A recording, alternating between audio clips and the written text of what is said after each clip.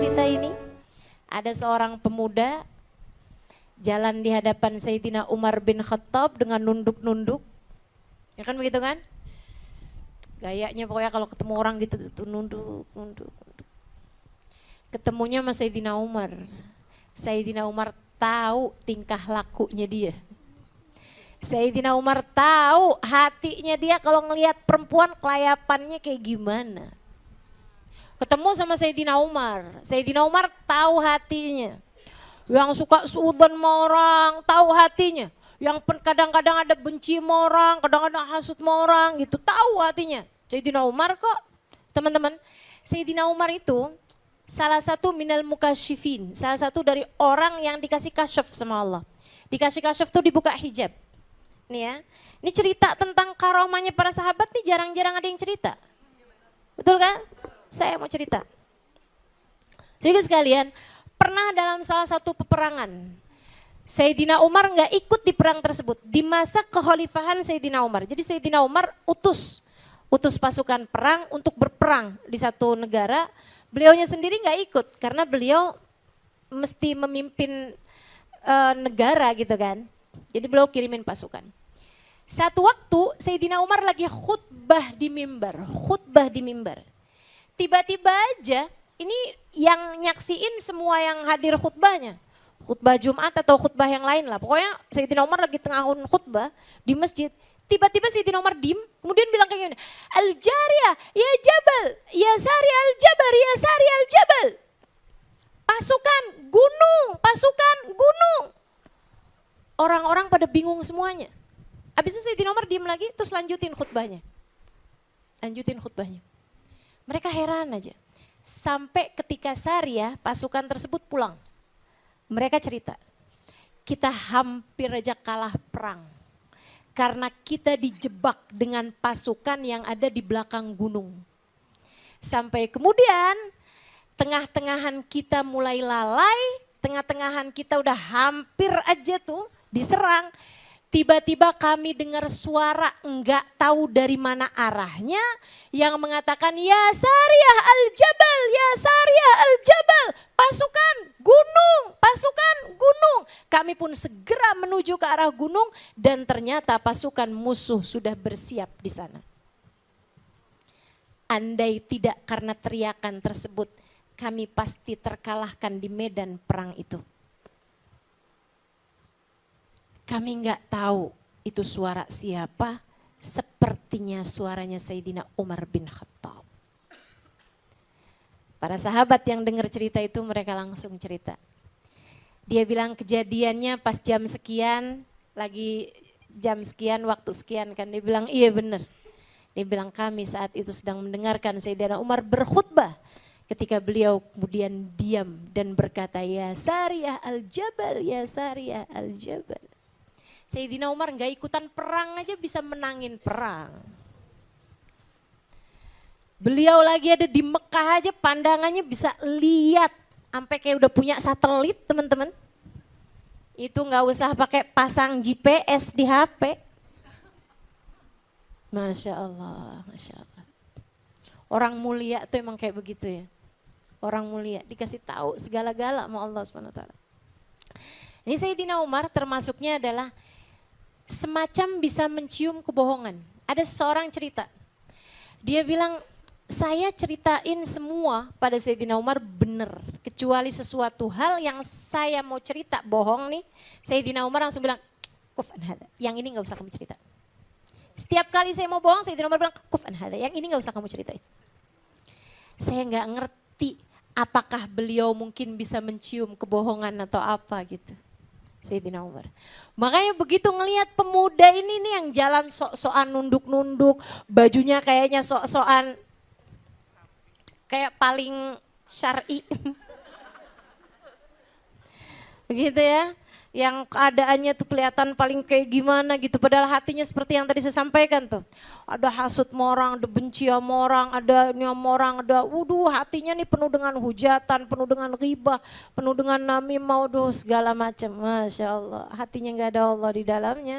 Sayyidina Umar begitu ngelihat dia jalan. Saya ke teman-teman, saya dengar cerita ini.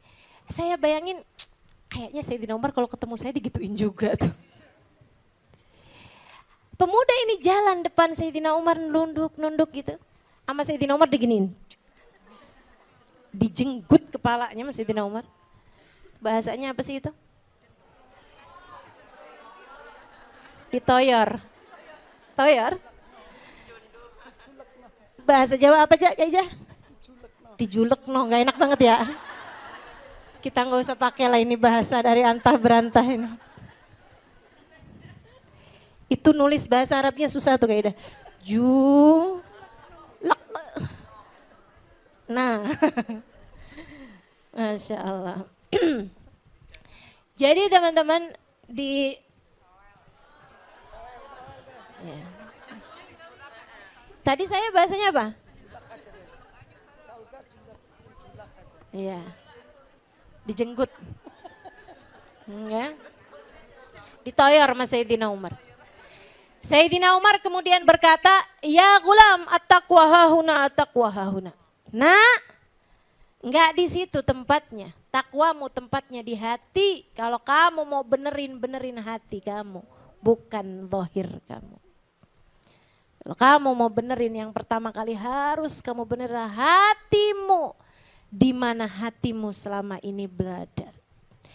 Hatimu nyambungnya sama dunia atau nyambungnya sama akhirat? Hatimu tertariknya sama Allah atau tertariknya sama dunia? Hatimu tertariknya kemana? Wallahu basirun bil ibad. Allah yang tahu kemana hati hamba-hambanya condong. Yang ibad, yang orang takwa, yang Allah Subhanahu wa taala jadikan untuknya surga dan lain sebagainya yang tadi diceritain. Siapa tuh ya Allah? Alladzina yaquluna Rabbana innana amanna faghfir lana dhunubana wa qina adzabannar. As-sabirina was-sadiqina wal-qanitina wal-munfikina wal-mustaghfirina bil ashar. Hamba-hamba yang aku siapkan untuk mereka surga. Yang aku siapkan untuk mereka pasangan-pasangan yang cakep-cakep, yang indah-indah. Dan aku berikan padanya keridhoanku. Ini adalah orang-orang yang selalu berkata, Rabbana innana amanna. Ya Allah, sesungguhnya kami beriman padamu ya Allah. Faghfir lana dzunubana, maka ampunilah dosa-dosa kami. Wa qina adzabannar, selamatkan kami dari siksa api neraka-Mu. Orang beriman dan dia pernah ngerjain dosa-dosa di masa lalu, akan tetapi dia baru ngerti kemudian. Saudaraku sekalian, saya baca doa ini jadi punya harapan. Allah nggak cerita tentang doa mereka tuh, ya Allah, kami beriman kepadamu, kami bertakwa kepadamu, maka masukkanlah kami ke dalam surgamu itu. Enggak gitu. Allah ketika cerita tentang doa mereka. Gimana Allah ceritanya? Rabbana innana amanna. Ya Allah, kami beriman padamu. Bu, ibu beriman enggak? Beriman. Kita semua beriman. Andai pun kita berbuat dosa, bukan karena kita kira Allah nggak lihat. Betul enggak? Betul nggak? Dek, adik-adik, kamu bikin dosa apa nggak? Bikin? Banyak apa dikit? Ketika kamu dosa, kamu pikir, Allah nggak bakalan lihat ini. Atau saya tahu sih Allah lihat, tapi gimana ya? Aduh, gimana ya? Kayak terkalahkan sama hawa nafsu nggak sih? Kayak terkalahkan sama bisikan setan gak sih? Kayak yang gak kuat aja gitu. Akhirnya kita ngerjain gitu dosanya. Betul apa enggak?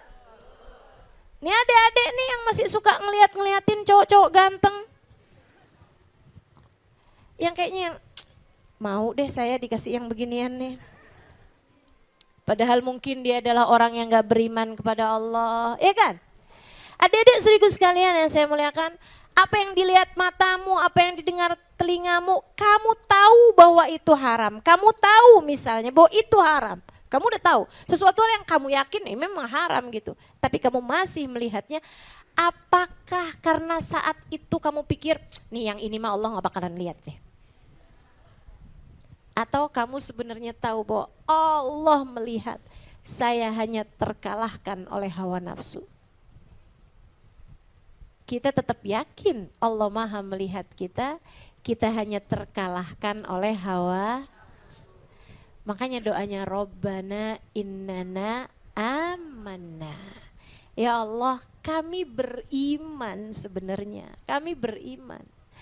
Kami hanya terkalahkan oleh hawa nafsu kami ya Allah. Karenanya faghfir lana dzunubana. Ya Allah, ampunilah dosa-dosa kami. Ampunilah dosa-dosa kami. Artinya orang-orang yang Allah persiapkan surganya, orang-orang yang Allah persiapkan keridhoannya, orang-orang yang Allah persiapkan kebahagiaan dengan berkumpul kembali bersama dengan keluarganya di akhirat nanti. Artinya juga orang-orang dipersiapkan akan berkumpul di belakang baginda Nabi besar Muhammad. Bukan berarti orang itu orang yang gak punya dosa. Akan tetapi orang-orang yang selalu memohon ampun kepada Allah Subhanahu wa taala setiap kali melakukan perbuatan-perbuatan dosa.